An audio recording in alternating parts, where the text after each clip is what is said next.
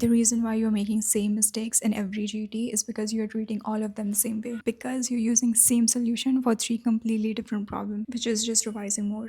And this only works up to a certain point, and once you achieve that, you'll think that that's all you're capable of doing. So in this, I want to break down three kinds of mistake that you actually make in GTs, and by the end, you'll know exactly which one's holding you back and exactly how to fix it. These may be the most common but also most ignored ones. I'll show exactly what I mean by this, but these are the mistakes that can be avoided by paying more attention and changing your perspective while solving without even increasing your knowledge base. The simplest solution for this is habit forming and pattern recognition by doing as many TnDs as you can get your hands on. For example, I unknowingly developed this habit of always double checking if the question is asking incorrect or correct one, even when it's obvious.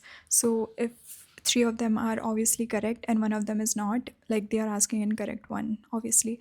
But I always used to do this, which is why I never face this problem of getting these simple questions wrong. So when you keep solving these good quality questions, especially TNDs, you will start developing these dozens of little reflexes. Like if you read this question, look at the option, it seems like the answer has to be bone mets, right? But when you look at the values carefully, it's obviously Krebs criteria for multiple myeloma. So because I got this wrong, I always now try to find patterns and values. Another one is this question. It feels like you should mark IDA because it looks like question is not providing much information. So you mark the most common one. But when you actually calculate Menser index, it is less than 13, which means it has to be thal. And ever since that mistake, whenever I see MCV and RBC count, I always calculate Menser index first. Here's another one. For GBS, you can either give IVIG or plasma exchange, but what I missed is that the question mentioned IgA deficiency, so IVIG should not be given. So answer automatically becomes plasma exchange. In this, advantage of vacuum delivery can either be easier learning curve or rotational assistance, but I missed that the fetal head is already DOA, so it does not need rotational assistance. And because the question is asked based on this case, by elimination, answer should be use your learning curve. So now when I see that there are two obvious answers that can be correct, I go back to the question and look for the words that will help me eliminate or confirm either one of them. And then eventually you won't even need to go back because you will develop this habit of instantly recognizing and taking mental note of words that you think might be useful to come up with correct answer. And you reach that level only by exposing yourself to enough mistakes and fixing your process each time. So instead of immediately thinking, oh, this was so stupid of me to make these kind of mistakes, I used to ask myself what kind of process I can build so I never make this kind of mistake again. And even after you understand all this, you are still making GT mistakes. I think it might be focus problem during giving GT. You might not be fully clogged in while giving GT. And one of the things that really helped me is always solving by elimination even when the answer looks obvious, because it forces you to engage with every option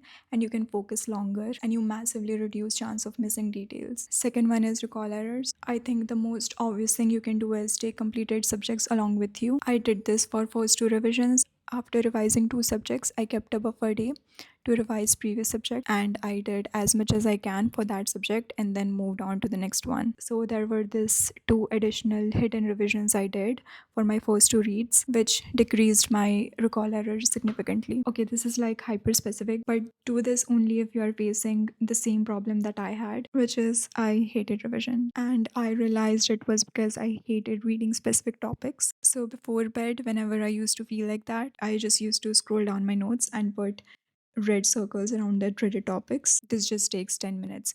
And the next day I used to revise those first. And what it did was I was able to complete rest of the revision faster because I was not dreading difficult topics the whole time. Rest of them were easier, so I could finish them quickly. And also I found that I could focus more during mornings.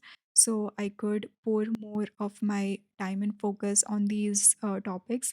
So eventually, these weaker topics started becoming my stronger suit. But other than that, I think the most important thing is please do not try to brute force every information in your head. Try to batch things as concepts as much as possible before you decide that is just a fact that needs repetition. That way, the amount of things that you actually have to remember decreases significantly because it's so exhausting to try to learn everything by repetition and rewriting and stuff like that. Just use that time more effectively. We know auriculotemporal nerve runs like this, so it makes sense that it supplies anterior and roof of ESE, and so the opposite is true for 7th and 10th now. It might seem difficult to remember fetal head position with respect to types of pelvis, but if you think about it, since android pelvis is heart shaped, Fetal head can only be oriented diagonally, which is why ROP is most common in that pelvis, and we know that it has prominent spine, so deep transverse arrest would be common, which is why molding can occur. And we know in anthropoid pelvis, AP diameter is longer, so head can only be fitted vertically, which is direct occipito posterior, also known as face to pubis delivery. So now we only have to remember about flat pelvis, which I just remember it as flat face. For Gallen's anastomosis at thyroid cartilage, you do not need to remember these two nerves separately, because if you notice, these two are sensory supply of larynx, and it kind of makes sense. Mostly this